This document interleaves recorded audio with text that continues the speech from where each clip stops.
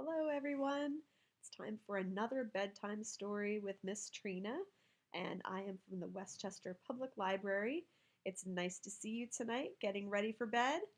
The story we're going to read tonight is called No Jumping on the Bed, and this is by Ted Arnold. It's kind of a silly bedtime story, so this one's a lot of fun. No jumping on the bed.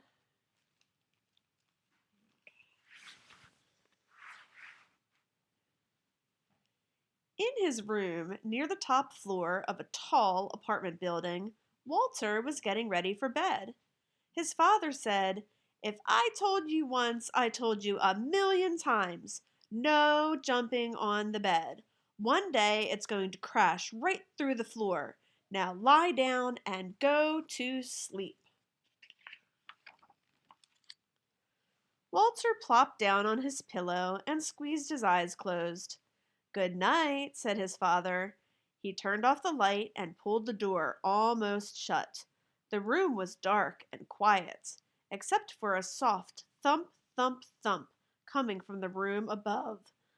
"That's Delbert upstairs," thought Walter. He switched on his lamp. If Delbert can jump on his bed, so can I. Walter jumped higher and higher until his hair brushed the ceiling. When he landed, the mattress creaked, the floor cracked, and his whole bed tipped up sideways. Then down through the floor went Walter, bed and all. Uh-oh, what's gonna happen? Walter's bedroom was directly above Miss Hattie's dining room. She was quite surprised when Walter landed in her spaghetti and meatballs. "I was not expecting company for dinner," she mumbled with a mouthful of meatballs. "Mmm," said Walter. "Spaghetti is my favorite." But he didn't have a chance to eat. His bed smashed through the table and kept right on crashing down through the floor. Down and down fell Walter, Miss Hattie, the spaghetti, the bed, and all. Mr. Matty didn't even notice a bed coming through his ceiling until a meatball bounced off his head. Miss Hattie landed in his lap and Walter splashed into his aquarium. "I already had one bath tonight," said Walter.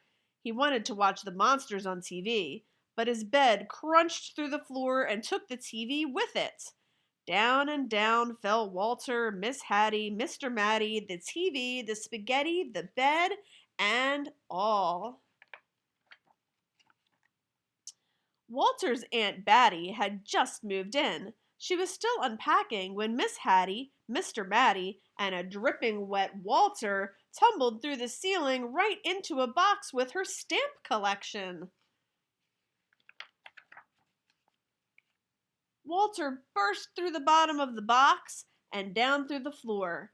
Aunt Batty soon followed. Down and down fell Walter, Miss Hattie, Mr. Matty, Aunt Batty, the stamps, the TV, the spaghetti, the bed, and all. Patty and Natty had worked for days building a house of blocks. Afraid that Fatty Cat might knock it over, they shooed her out. Then the upstairs neighbors came through the ceiling.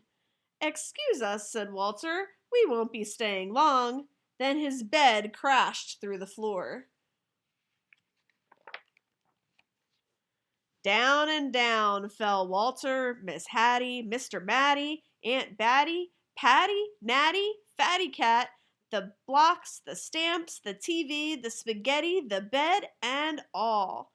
The last thing Mr. Harratty expected to see was a bed coming through his studio ceiling, followed by nearly everyone in the building. "If I knew you wanted to see my paintings," he said, "I would have tidied up a bit." Then his floor caved in and everyone followed Walter's bed down through the hole. Down and down fell Walter, Miss Hattie, Mr. Matty, Aunt Batty, Patty, Natty, Fatty Cat, Mr. Harratty, cans of paint, the blocks, the stamps, the TV, the spaghetti, the bed, and all. Maestro Ferlingatti and his string quartet were astonished by the colorful crowd that dropped in unannounced. "I love an audience," he said. But when paint splattered everywhere, the maestro wished this audience would leave. And they did, taking the string quartet with them. The maestro's floor was also the basement ceiling. It was dark as midnight down there. Water squeezed his eyes closed and fell through the darkness, and he landed on something soft. He opened his eyes.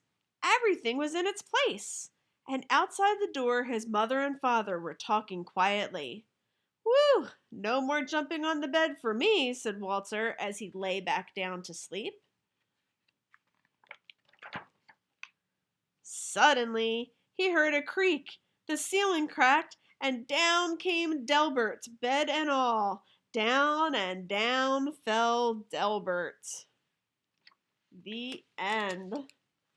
What a crazy story! So Walter learned he should never jump on his bed because his bed could crash through the ceiling, through somebody else's floor, and it just makes a big mess everywhere. I hope you liked that story. It was a silly one. So now we're going to do our little poem. Now it's time to get some rest so I can wake to be my best. I brush my teeth, then time to choose which pajamas I'll wear to snooze. I snuggle deep inside my bed and pull the covers up to my head. I'm safe at home with family who will always take good care of me. A kiss, a hug, turn out the lights, one more snuggle, and say good night. Good night, everyone.